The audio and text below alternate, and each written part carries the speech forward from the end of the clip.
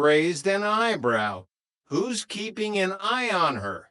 Before Chrissy could answer, Jack leaned in closer to the box, peering through the clear cellophane window on the lid. His brow furrowed.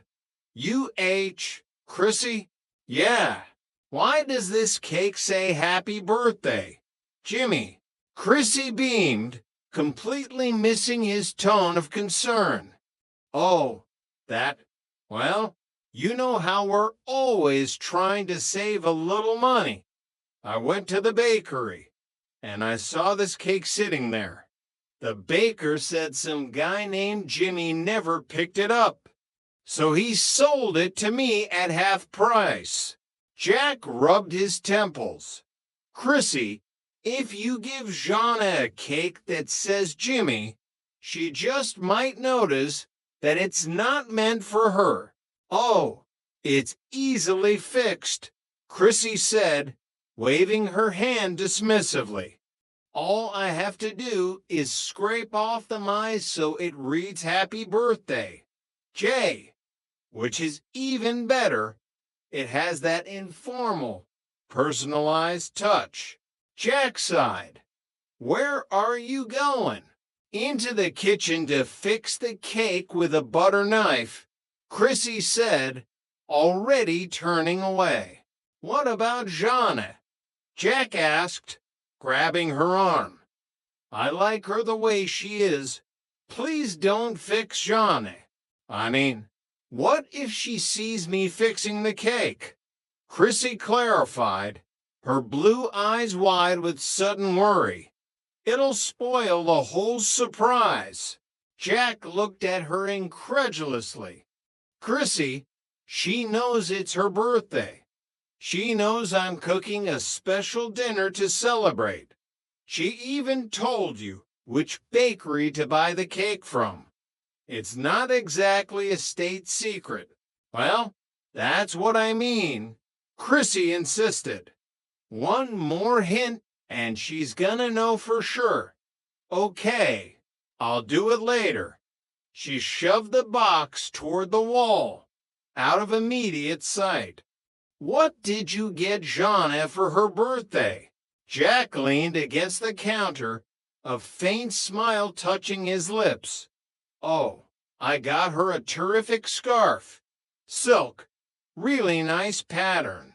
Oh, that's nice, Chrissy said, though her smile didn't quite reach her eyes. She looked down at her hands. Well, it's not only pretty, it's practical.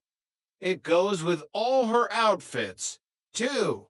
She paused, her voice dropping a register. I wish I could raise some money to get Jana a real present. Jack's expression softened.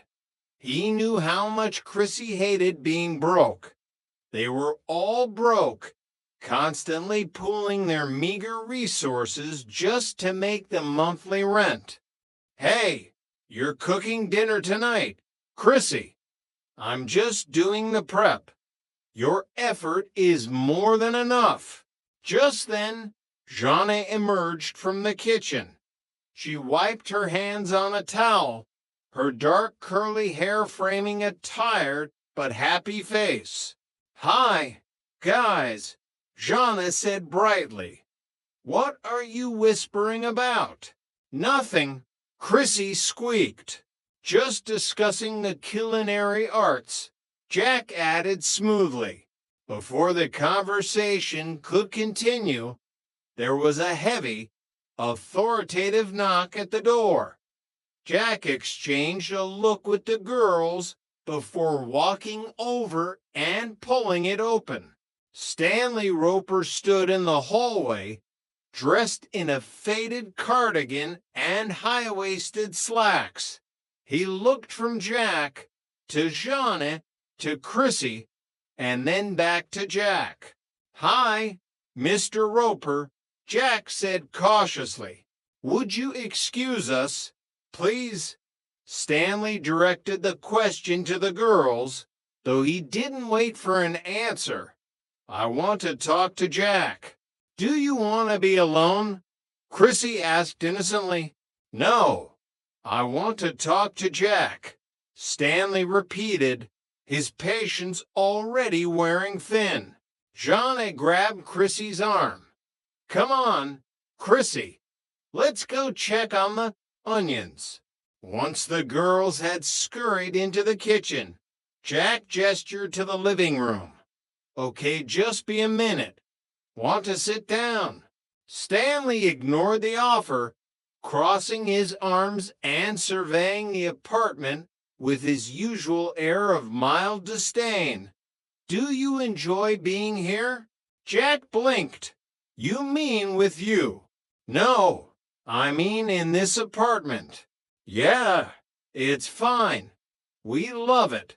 That's good, Stanley said slowly, rocking back on his heels. You don't mind if I'm a little nosy, do you? Well, we're getting used to it, Jack replied, unable to resist a small dig. Stanley cleared his throat, leaning in closer. I was just wondering, did you ever take out a girl before? Jack froze. He had to remember his cover story. To Stanley Roper, Jack Tripper was an absolute, unquestionable homosexual. It was the only reason Stanley allowed a man to live with two young women in his building. Jack had to play the part to keep a roof over his head. Before what? Jack asked, playing dumb. I mean, it's not against the rules for you fellas, is it? Rules? Stanley stumbled over his words, trying to be what he considered delicate. I mean, because, well, like I go out with other guys sometimes, to go bowling or go to a ball game. Oh, Jack said, forcing a bright, airy tone. Well, I could do that with a girl, I guess. Go bowling. Sure, that's terrific, Stanley said, looking genuinely relieved. Because I wouldn't want you to do anything that would go against your religion. Jack suppressed a laugh. I'm not sure I'm following you, Mr. Roper. Stanley sighed, deciding to just spit it out. Well, see, we have this niece visiting us from New York, and Mrs. Roper and I were just wondering if it would be all right if she went out with you tonight. You want me to go out with your niece? Jack asked, genuinely surprised. Yeah, Stanley nodded eagerly. But you don't have to go anywhere where you might bump into some of your friends. You know. Oh, well, thank you. Well, I mean, you could take her dancing, Stanley offered, pressing his luck. The way the kids dance nowadays, you don't even have to touch her. You just stand 10 feet apart and wiggle. Jack smiled apologetically. Mr. Roper, I'd be happy to take out your niece. You know I would. But I can't today. It's Jeanette's birthday tonight, and I don't want to miss that.